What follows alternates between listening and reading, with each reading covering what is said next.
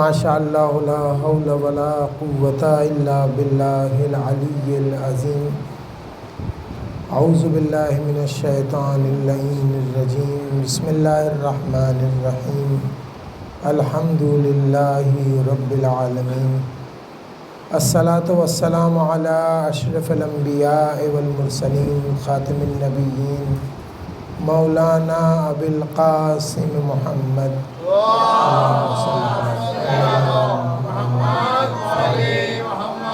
وعلی آلہ الطیبین الطاہرین المعصومین المظلومین المکرمین المیامین۔ اما بعد، فقد قال اللہ تبارک و تعالی فی کتابہ المجید وفرقانہ الحمید وقولہ الحق۔ بسم اللہ الرحمن الرحیم۔ والعصر ان الانسان لفی خسر الا الذین آمنوا وعملوا الصالحات وتواصوا بالحق وتواصوا بالصبر۔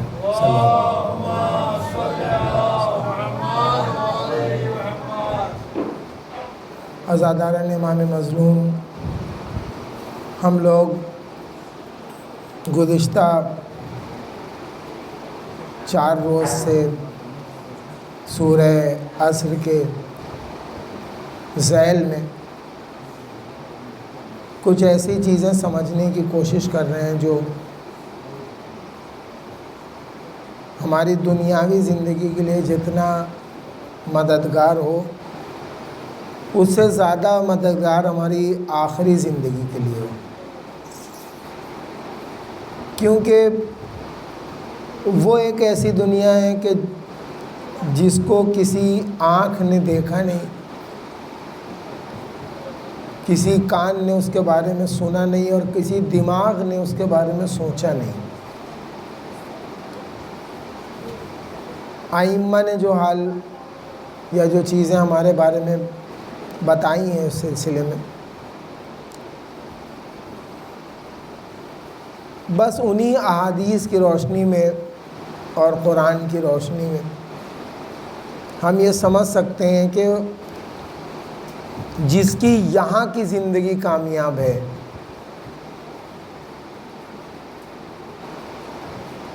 وہی آدمی آخرت میں کامیاب ہو سکتا ہے، بشرط یہ کہ اس کی دنیاوی زندگی دینی زندگی پہ ڈیپینڈ ہو، منحصر ہو۔ سارا دار و مدار ہمارا اس پہ ہے کہ ہم اس دنیا کو کیسے حاصل کرتے ہیں، اور یہ اگر ہم حاصل نہیں کر پائے، اور یہ کیوں نہیں ہو پاتا، کیوں نہیں حاصل کر پاتا انسان، یہ بھی ایک سوال ہے۔ ظاہری بات ہے کہ کوئی بھی شخص اپنی ماں کی پیٹ میں سے سیکھ کے کوئی چیز نہیں پیدا ہوتا ہے۔ اس دنیا میں وہ آنکھیں کھولتا ہے، اپنی سوسائٹی، اپنے سماج کو وہ دیکھتا ہے، اتنا پیور ہارٹڈ رہتا ہے، وہ سمجھتا نہیں کہ دنیا ہے کیا۔ اسی لیے کہا گیا ہے کہ ہر چمکنے والی چیز سونا نہیں ہوتی۔ یہ دنیا میں اس کے والدین ہیں، یہ اس کے رشتہ دار ہیں، دوست ہیں، احباب ہیں، سوسائٹی ہے، جو اس کو بتاتی ہے کہ ہمیں کس طرف بھاگنا چاہیے، اور وہ بیچارہ بھاگنے لگتا ہے۔ اس میں غلطی ہم لوگوں کی کیسے ہوتی ہے؟ بینگ اے پیرنٹ، سب سے بڑی غلطی ہم کرتے ہیں۔ کیوں؟ ہم نے اپنے مذہب کو سمجھا نہیں، اور بنا سمجھے ہوئے ہم اس بچے کو سب کچھ سمجھانا چاہتے ہیں۔ میں کبھی کبھی تحقیق کرتا ہوں، ریسرچ کرتا ہوں، تو افسوس محسوس ہوتا ہے۔ کسی کو دیکھتا ہوں کہ اس کا، یا ہم اپنے بیک گراؤنڈ کو دیکھتے ہیں، ایک بچہ اس کا کیا قصور ہے؟ پیدا ہوا بچہ، آپ کے مذہب نے کیا کہا؟ آپ کے مذہب نے اس کو کہا کہ دیکھو، آپ کے نبی نے اس کو کہا، آپ کے ائمہ نے ان کو کیا کہا؟ پہلی جو لیسن ہے وہ بھول جاتے ہیں، فرسٹ لیسن کر ہی نہیں سکتے ہم۔ پہلا لیسن ہے کہ 7 سال تک بچے کے آپ غلام ہیں. جو بچہ کہہ رہا ہے اس کو لا کے دیجئے، اس کو کریے. اس کو اسکول میں نہ ڈالیے. یہاں ہم اس کو لے جا کے 3.5 سال میں اسکول میں بھرتی کرا دیتے ہیں. یہیں اپنے پاؤں پہ کلاڑی کو مار لیتے ہیں، یا اس کو پلٹ کے کہہ دیا جائے کہ پاؤں کو کلاڑی پہ مار دیتے ہیں. بچے کو لے جا کے بٹھا دیا. ہمارا مذہب کیا کہہ رہا تھا، ہمارا رسول کیا کہہ رہا تھا کہ 7 سال تک بچے کو اسکول میں نہیں بٹھانا ہے. ہم نے بٹھا دیا تو کیا ہوگا، 13.5 سال میں وہ فنش ہو جائے گا. 10 سال میں اس کا دماغ چلا گیا بیچارے کا. وہ گیا، اس کو کیا معلوم ہوگا. تو اس کو جو مضبوطی دینی چاہیے تھی ہم نے اس کو نہیں دی. تو 13-14 سال کے بچے کو پکڑیے آپ، اس سے دیکھیے جو بچے ہیں پیور ہارٹڈ ہیں، لیکن ان بچوں کو آتا کچھ نہیں ہے. اسکول میں جاتے ہیں، بیٹھتے ہیں، ان کو کچھ بھی نہیں سمجھ میں آتا ہے. 100 بچوں میں سے 2 یا 3 بچے ایسے ہوں گے جن کو سمجھ میں آتا ہوگا. کیا سمجھ میں آئے گا ان کو؟ جا کے بیٹھے ہوئے ان کو ایک ایسی پوئم پڑھائی جا رہی ہے، ڈیفوڈلز، جو وہ پھول ہے انڈیا میں پیدا ہی نہیں ہوتا، انگلینڈ میں پیدا ہوتا ہے. وہ پڑھ رہے ہیں ڈیفوڈلز، انہیں معلوم ہی نہیں ڈیفوڈلز کا مطلب کیا، کیونکہ ان کو اے فار ایپل ہی بتایا گیا نا. وہ بتایا نہیں گیا کہ اے فار اللہ بھی ہو سکتا ہے. ان کو نہیں بتایا گیا بیچارے کو. وہ پیور ہارٹڈ تھے، سمجھنا چاہتے تھے، لیکن انہوں نے جب آنکھیں کھلی اور دیکھا کہ سب بھاگ رہے ہیں تو بھاگ رہے ہیں سب. جب ہم بڑے ہوئے 12-13 سال کے تو کیا تھا ہمارے وہاں روزے کا مطلب کیا تھا کہ بیٹا دن بھر تم کو بھوکا رہنا ہے تو اتنا کھا لو کہ رکوع کرتے وقت کھانا تمہارے منہ میں آئے. ہمارے وہاں تو یہی بتایا گیا تھا. اور پھر اس کے بعد دن بھر تم کو بھوکا رہنا، ڈرایا گیا تھا دن بھر بھوکا رہنا. دن سوچتے تھے یا اللہ اب دوپہر میں کیسے بھوکے رہیں گے. اور شام آتی تھی تو کہا جاتا تھا کہ دیکھو تم کو نیچے جانا ہے، مسجد میں اچھے اچھے کھانے کھانا ہے. سب سے اچھا رمضان کا دن روزہ کب ہوتا تھا؟ سنڈے کا دن ہوتا تھا. سارے سیریل میں وہ روزہ ختم ہو جاتا تھا. صبح 9:30 بجے سے شروع ہوا پروگرام، 2 بجے تک چلا. اور عید کس کو کہتے تھے؟ عید کا مطلب کرتا پاجامہ نیا پہن لیجئے اور پہلے شو میں پہلی پکچر دیکھ لیجئے. اسی کا مطلب ہے عید. جتنے پیسے ملتے تھے جمع ہوتے تھے، وہ بڑے بھائی صاحبان گھسیٹ لیتے کہ چلیے پکچر دیکھیے، چاہے کوئی بھی فلم ہو. استغفر اللہ، کوئی کچھ نہیں معلوم مذہب کسے کہتے، خدا کون ہے،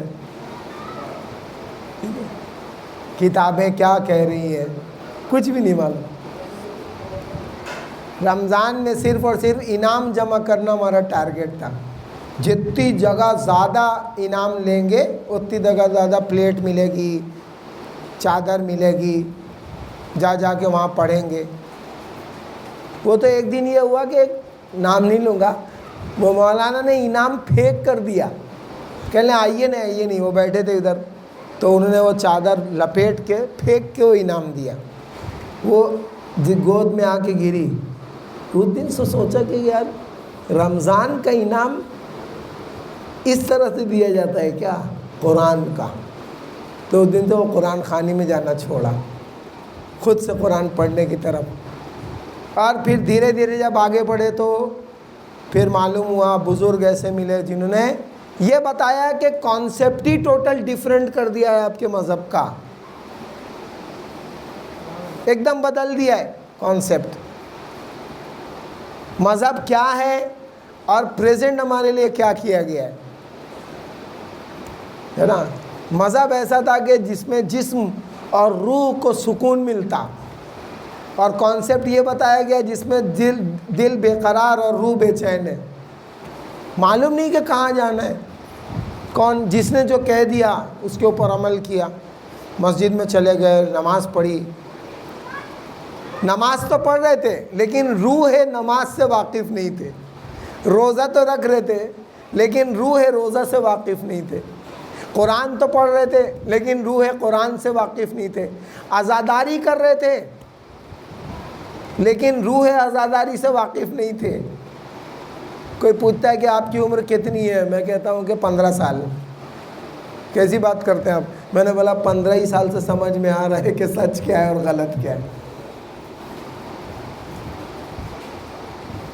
تو یہ جو بچے ہیں، نوجوان ہیں، ان کو حقیقت چاہیے۔ اگر آپ ان کو حقیقت نہیں دیں گے نا، صرف خالی لفظ دیں گے، واہ واہ دیں گے، خالی اچھلنا کودنا دیں گے، تو کچھ دنوں تک تو آپ سے بہل جائیں گے، بہت خوش ہوں گے، لیکن بعد میں وہ آپ سے کہیں گے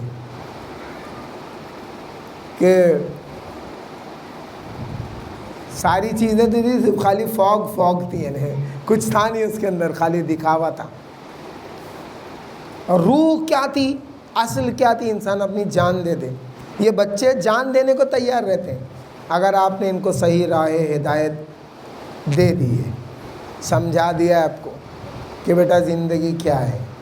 ٹوٹل ڈیفرنٹ کانسیپٹ، ایک دم الگ۔ تو کیسے معلوم ہوا؟ وہ تو اگر میں اب تو کھل کے میں کہتا ہوں، کھل کے کیا ہمیشہ کہنا چاہیے، اگر انقلاب ایران نہیں آتا اور خمینی صاحب وہ کام نہیں کرتے تو یہ چیزیں آپ بہت کم دیکھتے۔ یعنی یہ ہوتا تھا کہ اگر آپ نے داڑھی رکھ لیا تو لوگ کہتے ہیں داڑھی رکھے ہوئے آپ، بیٹا اس عمر میں داڑھی نہیں رکھتے۔ باقاعدہ بولنے والا بولا کیا آپ نے داڑھی رکھ لیا 15 سال کی عمر میں؟ اس زمانے کے لوگوں کا کانسیپٹ یہ تھا کہ اگر کہ آپ سے کسی سے پوچھ لیا کہ آپ نماز کب پڑھیں گے، کہہ لیں ریٹائرمنٹ کے دوسرے دن سے پڑھیں گے۔ جب ریٹائر ہو جائیں گے تو نماز پڑھیں گے 60 سال کی عمر میں۔ ہم نے تو یہ روایت دیکھی مولا کی کہ اللہ گناہ کو نہیں ایکسیپٹ، توبہ کو نہیں ایکسیپٹ کرتا 60 سال کے بعد، ہے نا۔ جوان کی توبہ کو قبول کرتا ہے، بوڑھے کی نہیں۔ آپ آم لینے جاتے ہیں تو کون سا آم لیتے ہیں؟ جو ایک دم پچکا ہوا ہو۔ آپ اچھا آم لینے جاتے ہیں، آپ اچھا کیلا لینے جاتے ہیں، آپ اچھا سنترا لینا چاہتے ہیں، اور اللہ میاں کس کو پسند کرے گا؟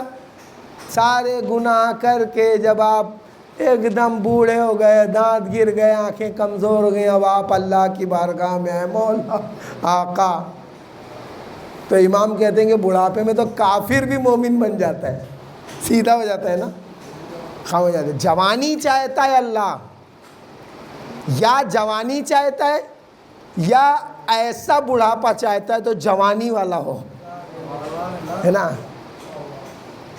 جوانی والا ہو۔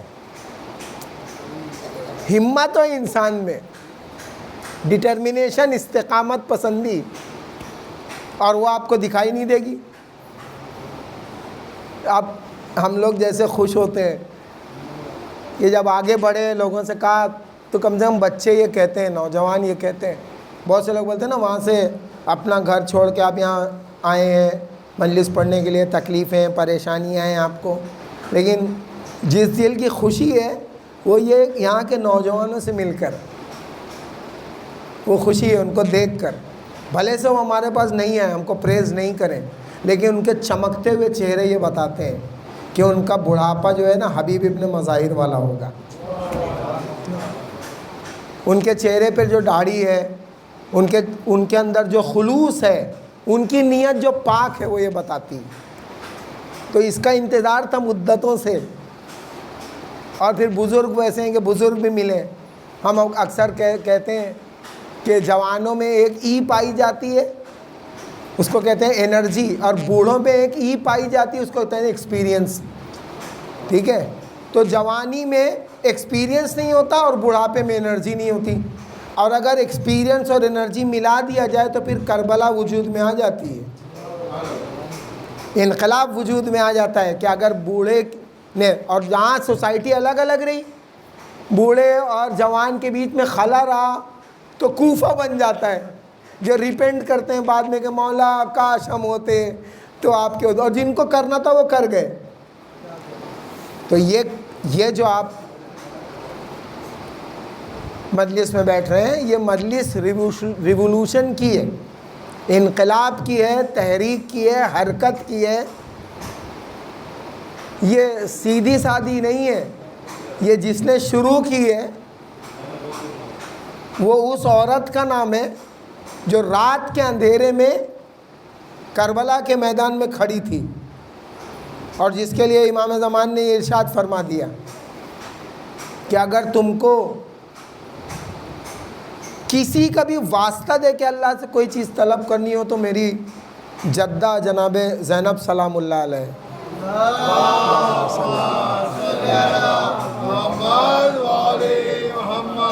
ابھی بہت قربانیوں کی ضرورت پڑے گی آنے والے دور میں. جوانوں کو موڑنا پڑے گا ہندوستان کے جتنی چیزیں ہیں.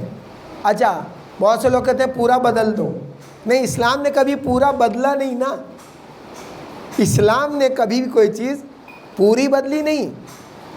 آپ دیکھ لیجئے اسلام نے، جیسے ہم کہتے ہیں یار وہ پرانی چیزیں سب خراب تھیں اور نئی،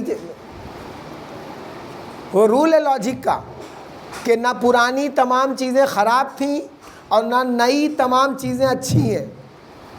لاجک یہ ہے کہ ہر زمانے میں اچھی اور بری چیز ہوئی ہیں. لاجک یہ ہے کہ ہر علاقے میں اچھے اور برے لوگ رہتے ہیں. لاجک ہے کہ ہر جگہ اچھی اور بری بات پائی جاتی. تو آپ اس کو پورا تو بدل نہیں سکتے.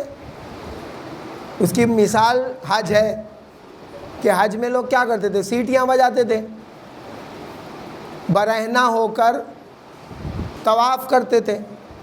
تو برہنہ ہو کے طواف کرنے کا مطلب نہیں عورت مرد سب، رات میں عورتیں اور دن میں مرد. تو اللہ نے دیکھا کہ یہ ایک عمل ہے تو اس عمل کو باقی رکھا، ختم نہیں کیا، لیکن چیزیں چینج کر دیں. کہا کہ دیکھو شرٹ پینٹ نہیں پہن سکتے، لیکن تم کو پہننا کیا ہے؟ احرام پہننا وہی ہے، لیکن سلوا کے نہیں پہن سکتے آپ.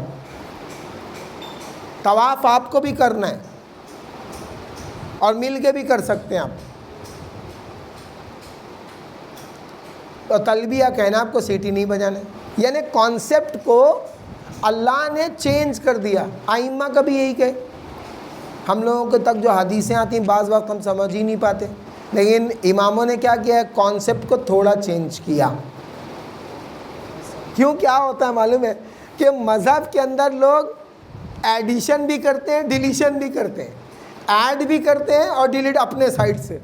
مولا مزہ آ رہا ہے سلمان سر، آج نماز پڑھنے میں بہت مزہ آ رہا ہے. اچھا تو کیا کرنا چاہتے ہیں؟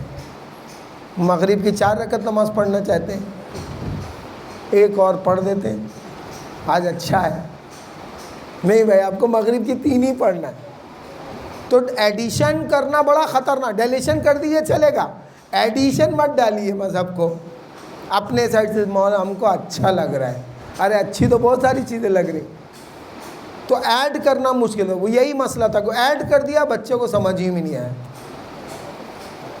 بچے نے جا کے سوال کیا. لوگ جا کے سوال کرتے ہیں. ایک آدمی نے کہا مولا میں نے ایک دعا بنائی ہے، آپ سن لیجئے. مولا نے کہا مجھے تیری دعا کی ضرورت نہیں ہے، تو اپنی دعا اپنے پاس رکھ. دوسرے صاحب نے کہا مولا کوئی دعا بتائیے. مولا نے دعائے غریق بتا دی. آپ پڑھتے ہیں دعائے غریق، یا اللہ یا رحمان یا رحیم یا مقلب القلوب ثبت قلبی علی دینک. تو فوراً اس نے کہا اچھا مولا، یا اللہ یا رحمان یا رحیم یا مقلب القلوب والابصار ثبت قلبی علی دینک. مولانا نے کہا بکواس مت کرو، ہم نے والابصار نہیں کہا، تم بھی والابصار ایڈ مت کرو. جو ہم کہہ رہے ہیں وہ کرو. ہمیں معلوم ہے کہ اللہ ابصار ہے، لیکن یہاں ہم نہیں بول رہے تو تم بھی مت بولو. کل تم ابصار بولو گے، پرسوں ناظر بولو گے، پھر اس کے بعد حاسب بولو گے، سب ایڈ کرتے چلے جاؤ گے، اور دعا کا جو ہے وہ حشر خراب ہو جائے گا. وہ مت کرو. جو ہم تم سے کہہ رہے ہیں وہ تم کرو. تو یہ جو مسئلے ہوتے ہیں وہ یہی ہوتا ہے کہ بچہ جو ہے ہمارے وہاں اس کی تربیت کی ضرورت پڑتی ہے، اور ہمارے مذہب کے اندر تربیت بہت بڑا رول پلے کرتی ہے، بہت بڑا رول پلے کرتی ہے.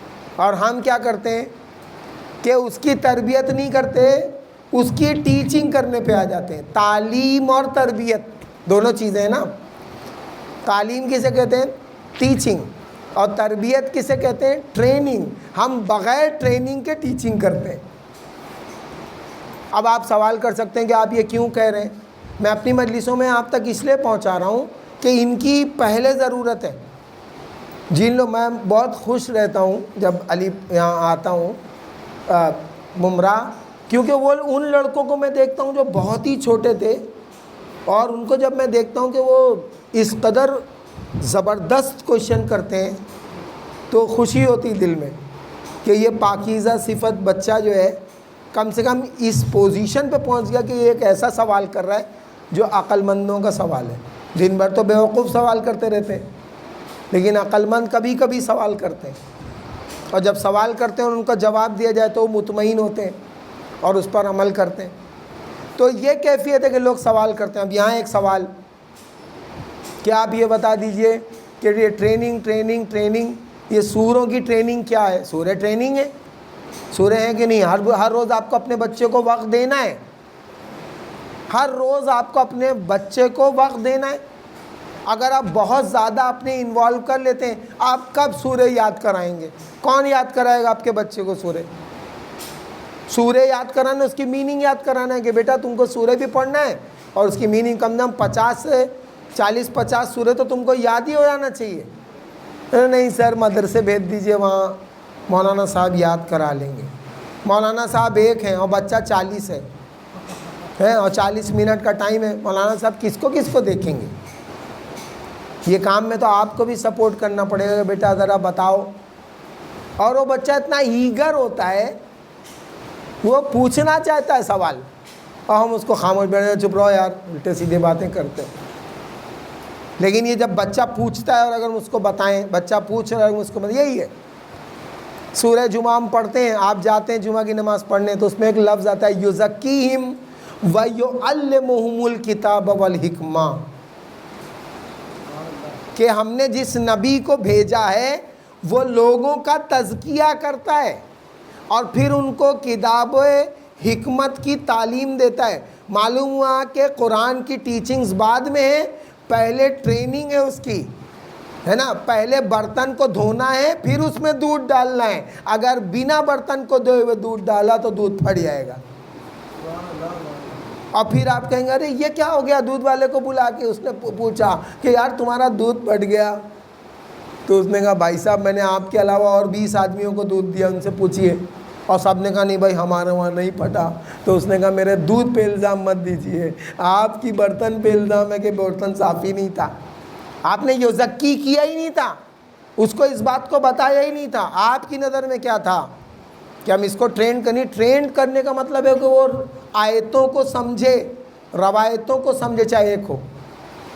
سورہ عصر میں بھی دیکھیے کیا ہے، آگے بڑھتے آیت آگے بڑھ رہی، وتواصوا بالحق، حق کی وصیت کیجیے. وہ لوگ جو حق کی وصیت کرتے ہیں. اب کون لوگ ہیں جو وقت کی وصیت کرتے ہیں؟ بہت سارے مفسرین نے الگ الگ جملہ کہا ہے. حق کی وصیت کرنے والے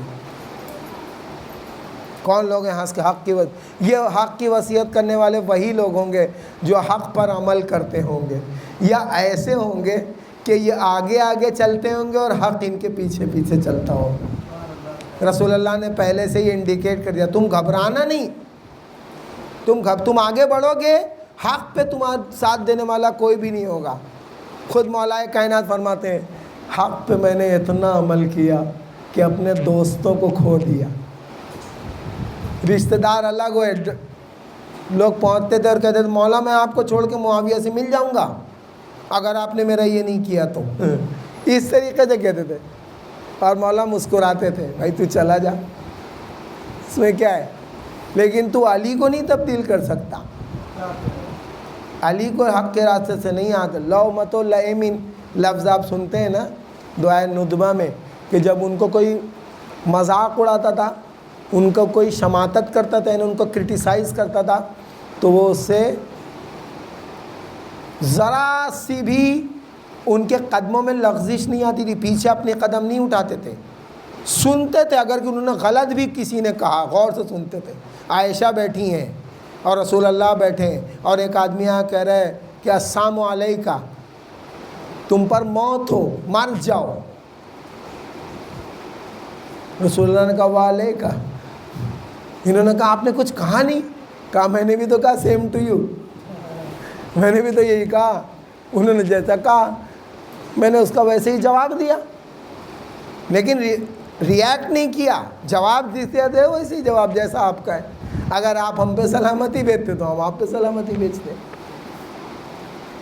تو وصیتیں کی مولا نے، جانے سے پہلے وصیت کی ہے۔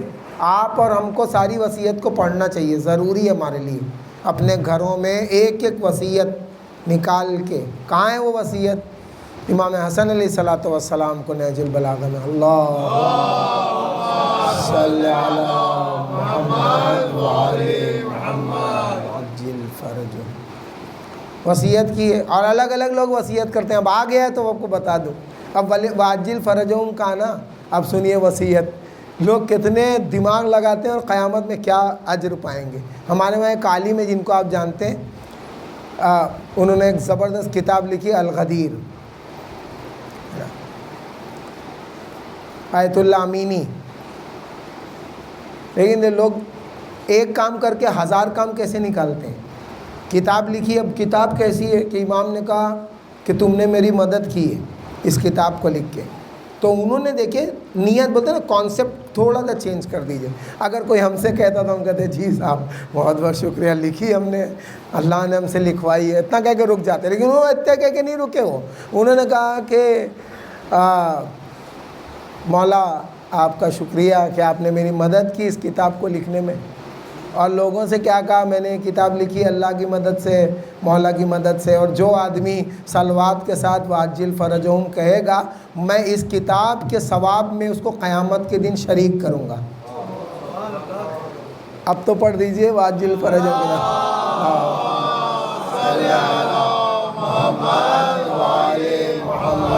واجل فرجہم، یہ اس کو ہم لوگ کہتے ہیں نا ایکسٹینشن عقل مندی کا، کہ ذرا اگر کوئی بات کی تو اس کے پیچھے ان کا کوئی جواز ہے، ان کو معلوم ہے کہ مجھے کیا کرنا ہے۔ اس لیے ہم لوگ کہتے ہیں بزرگوں کے قریب جائیے، بزرگوں کی باتیں سنیے۔ اور کربلا اسی لیے، کربلا کا جو مین ایونٹ ہے وہ کیا ہے، ان کی باتیں سنیے، امام حسین صاحب کی، آپ کی بار بار آپ وہ بات سنیے، تذکر کیجئے، تفکر کیجئے، کیا کربلا سے سیکھیں گے آپ فرش ادا پہ بیٹھ کے؟ وہ قبرستان جس سے انسان کو ڈر لگتا ہے، وہ قبر جس کو دیکھ کے انسان کی حالت خراب ہو جاتی ہے۔ وہ کچھ نوجوان تھے، وہ آئے کہنے لگے گناہ بہت کرتے ہیں، کوئی ایسا طریقہ ہے کہ بچ سکتے ہیں گناہ سے؟ میں نے کہا آرام باغ چلے جائیے یا رحمت آباد چلے جائیے، اللہ رحمتیں نازل کرے بمبئی کے نوجوانوں پہ۔ میں نے ایسے نوجوان پورے انڈیا میں کہیں نہیں دیکھے۔ پتہ نہیں آپ لوگ وہاں رہے نہیں، چونکہ ہم رہے ہیں اس لیے آپ تو ماشاءاللہ گئے۔ شب جمعہ کو ایک قبر خود ہی رہتی آرام باغ میں، صرف آرام باغ میں یہ خود ہی رہتی قبر پہلے سے ہی، تو سارے نوجوان بیٹھ کے پھر ایک ایک نوجوان قبر میں اترتا ہے، لیٹتا ہے، کچھ ذکر کرتا ہے، پھر واپس آتا ہے۔ پتہ نہیں اب کہا ہے کہ نہیں، لیکن میں کبھی کبھی سوچتا ہوں تو مجھے بہت تعجب لگتا ہے کہ بچے کیسا کرتے تھے، اس کو جاتے تھے اندر پڑھتے تھے۔ وہ تو بعد میں ہم کو معلوم پڑا کہ ہم ائمہ کی بات کرتے ہیں، ہم تو ان کے جو پاؤں کی خاک ہیں، ان کے خادمین، ان تک نہیں پہنچ سکتے۔ چھٹے امام کی بہو جناب نفیسہ خاتون اپنی قبر کو اپنے گھر میں کھود کر اس میں بیٹھ کے 6000 مرتبہ قرآن ختم کیا۔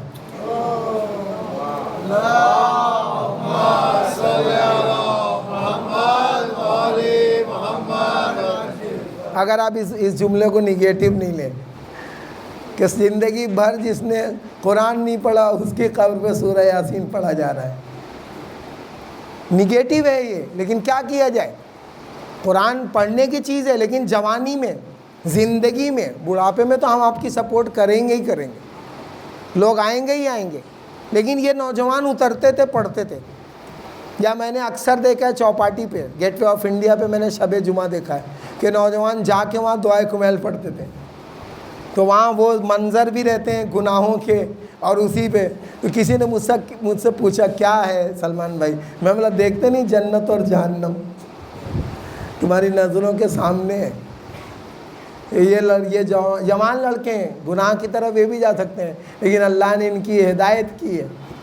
جب کوئی آدمی نماز، کسی کو نماز پڑھتے دیکھتے ہیں، آپ دیکھتے نہیں کچھ لوگ نماز یہاں پڑھ رہے ہیں، کچھ باہر کھڑے ہیں، کچھ کو میں نے دیکھا کہ باہر کھڑے ہوئے کھڑے، وہ کوئی مجبوری ہوگی ان کی کھڑے، میں ان کو نہیں کرٹیسائز کر رہا ہوں، لیکن فرشتے جو کہہ رہے ہیں وہ سنیے۔ فرشتے کہہ رہے ہیں ھذا من فضل اللہ یؤتیہ من یشاء واللہ ذو الفضل العظیم، یہ جو نماز پڑھ رہے ہیں ان پہ اللہ کا فضل ہے، جنہوں نے اٹھا کے ان کو یہاں لا کے صف میں کھڑا کر دیا ہے، اللہ کا فضل ہے۔ اور دوسرا موجود ہے وہ باہر کھڑا ہوا ہے، وہ سوچ رہا ہے کہ نماز ختم ہو جائے۔ لیکن یہ جوانی، یہ کانسیپٹ جو الگ طریقے سے سوچ رہے ہیں، صرف خالی اہل بیت نے سکھایا۔ اہل بیت نے کیا سکھایا؟ کربلا سے آپ نے کیا سیکھا؟ ذلت کی زندگی سے عزت کی موت بہتر ہے۔ سارے لوگ تو موت سے ڈرتے ہیں۔ میں تذکرہ کر رہا تھا کہ وہ بچے نے پوچھا کہ میں کیا کروں، گناہ بہت زیادہ ہو گئے، تو میں نے کہا کہ ایسا کرو، چلے جاؤ وہاں پہ، اور جہاں غسل دیا جاتا ہے نا، وہ دروازہ کھول کے تھوڑی دیر وہاں سے کھڑے رہو اور پھر دیکھنا کیا ہوتا ہے۔ میں سر کیوں ایسے، کیسے، یہ کیا کہہ رہے ہیں؟ میں بولا وہاں جاؤ تو تم کو معلوم پڑے گا۔ چونکہ ہم لوگوں نے نہلایا ہے نا، تو اس میں ایکسیڈنٹ والے بھی آتے تھے اور ویسے بھی جوان بھی آتے تھے، اور پھر نہلاؤ تو پھر اس وقت وہ حدیث یاد آتی تھی کہ جب کروٹ بدلی جاتی ہے تو فرشتوں کی وہاں سے آواز آتی ہے، بہت تم کو شان تھا اپنی طاقت اور غرور پر، آج یہ کیفیت ہے کہ تم اپنی کروٹ بھی خود سے نہیں بدل سکتے۔ یہ کیفیت ہوتی ہے۔ میں نے بولا ایک مرتبہ جاؤ دیکھو وہاں غسل، خالی غسل دیکھو، شاید 5 منٹ سے زیادہ دیکھ نہیں پاؤ گے، تو تم کو احساس ہوگا کہ تمہارا دل نرم ہو رہا ہے۔ آج کے دن کا سب سے خطرناک پہلو جو ہے وہ دل کا سخت ہو جانا۔ سن لیجیے آپ، بیماری اور علاج دونوں میں بتا رہا ہوں۔ اس زمانے کا سب سے خطرناک پہلو، خسارہ کیا ہے؟ دل کا سخت ہو جانا۔ کتنا سخت ہو جانا کہ امام زمانہ ارشاد فرما رہے ہیں کہ اب میرا ظہور اس وقت ہوگا جب جان بوجھ کر نمازیں قضا کی جانے لگیں گی اور لوگوں کے دل پتھر سے زیادہ سخت ہو جائیں گے۔ تو اگر پتھر دل کو آپ کو سافٹ بنانا ہے تو اس کے 2 ہی طریقے ہیں، یا نماز میں روئیے یا مجلس حسین میں روئیے۔ 2 ہی طریقے ہیں، یا نماز میں گریہ کیجیے، ہے نا، اپنے اللہ کے سامنے سر رکھیے، اور یا مجلس حسین میں۔ اور یہ شارٹ کٹ ہے، میں تو کہتا ہوں، کوئی چیز کہتے نہیں ہو انگریزی میں کیا ہے، دیر از نو شارٹ کٹ ٹو سکسیس۔ یہ کہا جاتا ہے کہ کامیابی کے لیے کوئی شارٹ کٹ نہیں، لیکن میں کہتا ہوں کہ مجلس حسین نہ صرف یہ کہ دل کو نرم کرنے کے لیے شارٹ کٹ ہے، بلکہ جنت میں بھی جانے کے لیے شارٹ کٹ ہی ہے۔ شارٹ کٹ ہے، نہیں تو انسان خسارے میں۔ میرا وقت ہو گیا، وہاں میں دیکھ رہا ہوں گھڑی، تو آپ کو بھی تھوڑی ضرورت ہے اس کی۔ آج جو آپ کے چیز پہنچانا تھا تمام ان لوگوں کو جن کے چھوٹے چھوٹے بچے ہیں، یا جو بزرگ ہیں جن کے بچے ان کے ساتھ رہتے ہیں، دادا ہیں تو پوتے ان کے ساتھ ہیں، وہ نماز میں لا رہے ہیں، کھڑا کر رہے ہیں، یہ بہت بڑی جو یعنی میں کیا کہوں کہ کس طرف آپ مائل کر رہے ہیں، ہے نا۔ کبھی کبھی آپ کسی کو کسی طرف مائل کر دیتے ہیں۔ اچھے لوگ، ایک دن ایک صاحب نے کہا کہ آپ کے بیچ والے بھائی نماز میں تھے، ہم نے کہا شاید غلطی سے اٹھ ہو گئے ہوں، وہ تو کبھی صبح کی نماز میں آتے نہیں۔ میں نے پوچھا کہ بھائی کیا ہو گیا، صبح کی نماز میں آنکھ کھل گئی تھی کیا؟ کہنے نہیں میں گیا تھا۔ میں نے بولا کس لیے؟ کہا نماز پڑھنے کے لیے۔ میں نے بولا بھائی میں نے تو 3-4 سال سے کبھی دیکھا ہی نہیں آپ کو۔ کہا نہیں میں نے کل صادق حسن صاحب کی مجلس سنی تھی۔ میں نے کہا واہ، یعنی اگر دل جو ہے، کہیں میں مجلس میں پڑھ رہا تھا نا، وہ 2 دن پہلے میں نے پڑھا تھا، وہ بچوں کے لیے پڑھا تھا، لیکن کہ جب انسان ایک دم ختم ہو جاتا ہے، انہوں نے کہا ڈاکٹر صاحب اب اس کے بدن میں کچھ بھی نہیں ہے۔ کہا سر کچھ کوشش کیجئے، جلدی میں کہہ رہا ہوں۔ تو کہا انہوں نے کہا ICU میں بھرتی کر دیجئے، اور ICU میں کچھ کام نہیں ہوا تو کہا کہ ICCU میں ڈال دیجئے اب، کیونکہ اس کو نا ہم لوگ وینٹیلیٹر پہ رکھیں گے، اس کو لائف سپورٹ سسٹم سے اس کو زندہ کریں گے، اس کی کڈنی کو جگائیں گے، اس کے دل کو دھڑکائیں گے، خون کو جو ہے نا وہ سرکولیٹ کریں گے اور اس کو کوشش کریں گے دیکھ کے کہ دوا کا ریئیکشن ہوتا ہے کہ نہیں. اگر کوئی سائن لائف کے ملیں گے تب ہم اس کے ڈیولپمنٹ کو بتائیں گے. بلیٹن کے ساتھ بتاتے ہیں ہم لوگ 10 بجے یہ ہوا، 11 بجے ہوا، 12 بجے ہوا. تو میں کبھی کہتا ہوں امام حسین السلام کی مجلس وہی لائف سپورٹ سسٹم تو ہے جو انسان کے ایمان کو چیک کرتی ہے اور دیکھتی ہے کہ یہ آدمی ایماندار ہے کہ پوری طرح بے ایمان ہو گیا. اگر آنکھوں سے آنسو نکل گئے تو اس کا مطلب ہے کہ نہیں، ایمان ابھی باقی ہے. دل اس کا جو ہے سخت ہے، کالا سفید کیا جا سکتا ہے. آنکھیں کالی ہو چکی ہیں، نورانی بنایا جا سکتا ہے. ضمیر مر چکا ہے، اس کو زندہ کیا جا سکتا ہے نا. اور یہی تھا کہ پورے کربلا میں آپ دیکھتے ہیں صرف ایک آدمی تھا جس نے امام حسین کی دوا کو ری ایکٹ کیا، جس کا نام تھا حر. باقی سب مردے ہی تھے. کچھ لوگ ایسے جو آخر میں بھی آئے، آخر میں آئے. ایک آدمی کے بارے میں لکھا ہے، پتہ نہیں یہ روایت کہاں تک صحیح ہے. بہرحال میں نے اپنے دوست سے سنی ہے تو میں ہمیشہ جب بھی بیان کرتا ہوں ان کے بارے میں بیان کر دیتا ہوں کہ انہوں نے یہ بتائی تھی کہ وہ گھر سے آدمی نکلا تو اس کی لڑکی نے کہا بابا جہاں سے جا رہے ہیں وہاں سے ہمارے لیے گفٹ لے کے آئیے گا. اب اس کو معلوم نہیں، اس نے کہا بیٹا میں تو جنگل میں جا رہا ہوں، وہاں کیسے گفٹ ملے گا. کہا پھر بھی کچھ لے آئیے گا. اب یہ آیا اور یہ 10-12 آدمی جو امام کو قتل کرنے کے لیے گئے اس میں یہ گیا. اسے معلوم ہی نہیں کہ کس کو قتل کیا جا رہا ہے. اور جب قریب پہنچا تو امام نے اس کو دیکھا، کہا تو مجھے پہچانتا ہے؟ اس نے کہا نہیں میں آپ کو نہیں جانتا ہوں کہ آپ کون ہیں. کہا میں تیرے نبی کا نواسا ہوں. اس نے پھینک دیا. اس نے کہا میں آپ کو کیسے قتل کروں گا، میں واپس جا رہا ہوں. کہا سن ذرا انگوٹھی لے کے جا. اس نے کہا مولا کس لیے؟ کہا اپنی لڑکی کو ہماری طرف سے گفٹ دے دے.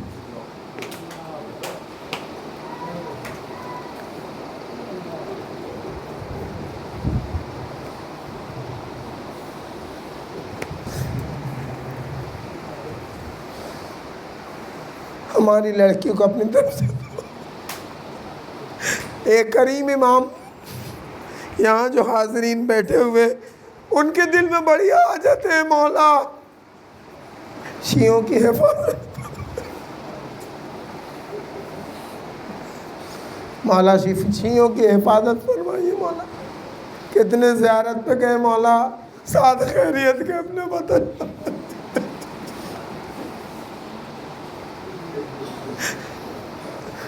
مولا کتنے آپ کے در پہ سر جھکائے ہوئے. اے مولا آپ ان کی مدد فرمائے. کتنے مریض ہیں محرم میں مجلس میں آ نہیں سکتے، ہاسپٹل میں پڑے ہوئے. اے مولا شفائے کاملہ اور عاجلہ. یا مولا کتنے ایسے ہیں جن کے پاس قرض ہے، مجلس نہیں کرا سکتے. اے مولا ان کے قرضوں کو اپنے خزانے خیر.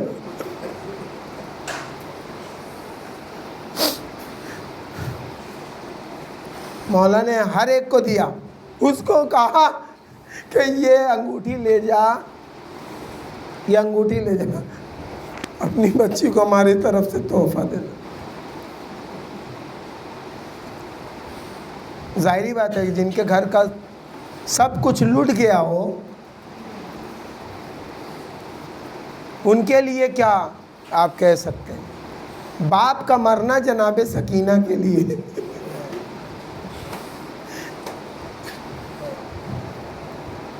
یہی جب بندے اتارے گئے جناب آپ سچ بتائیے کہ باپ نے بندے پہنائے ہیں اور ان بندوں کو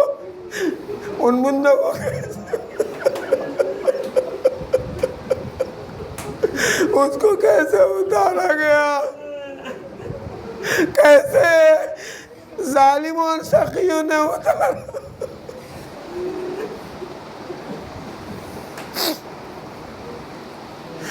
چھوٹی بچی ابھی آپ نے نماز پڑھی.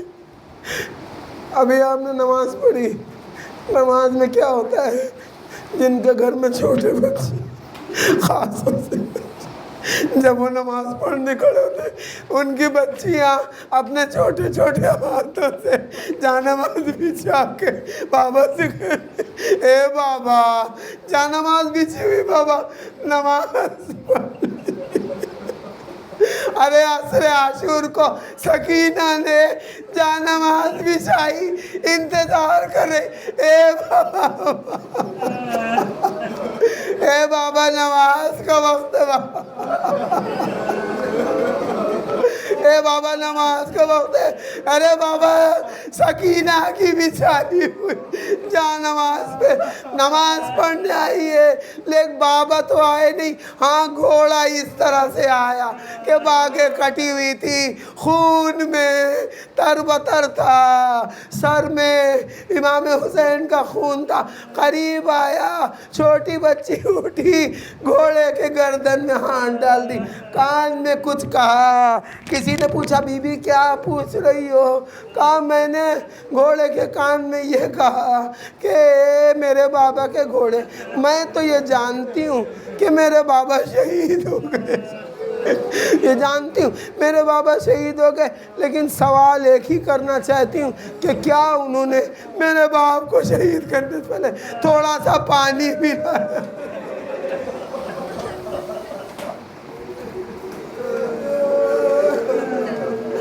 واہ حسین، ماتم حسین۔